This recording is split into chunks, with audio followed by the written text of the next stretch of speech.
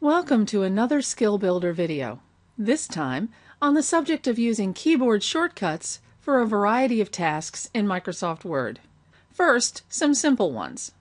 You may know how to use the alignment buttons here on the Home tab for aligning to the left, center, right, and fully justifying. What about using keyboard shortcuts though? That way you don't have to take your hand off the keys to format as you're typing. For example, if I want to center this heading, all I have to do is be in the text and press Ctrl E, and that centers it. Ctrl L left aligns, Ctrl R right aligns, and here, I'll put this back to the center here.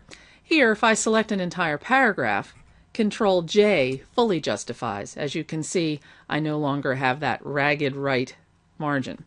And if I press Ctrl L again, it's back to its standard left alignment. What about selecting the entire document? Ctrl A does that. Then once it's selected, I can change my line spacing. Ctrl 2 does double spacing, Ctrl 5 does 1.5 line spacing, and then Ctrl 1 puts me back to single spacing. How about case? Let's say I've typed my heading in what's known as title case, and then if I press Shift F3, I can cycle through all the other available cases. Holding down the Shift key, I tap F3 and I get all caps. F3 again, I get all lowercase. F3 again, I get title case. F3 again, and I'm back to uppercase.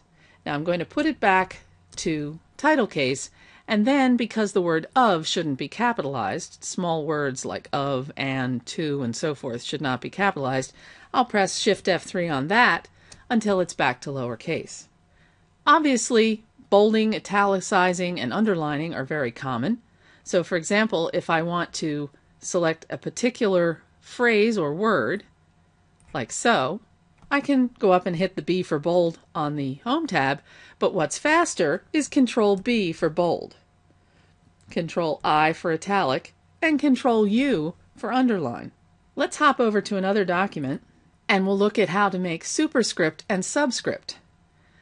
If we want to say H2O, where the 2 is smaller and lower, also known as subscript, we select the 2 and press Control =, and we get a small subscript 2.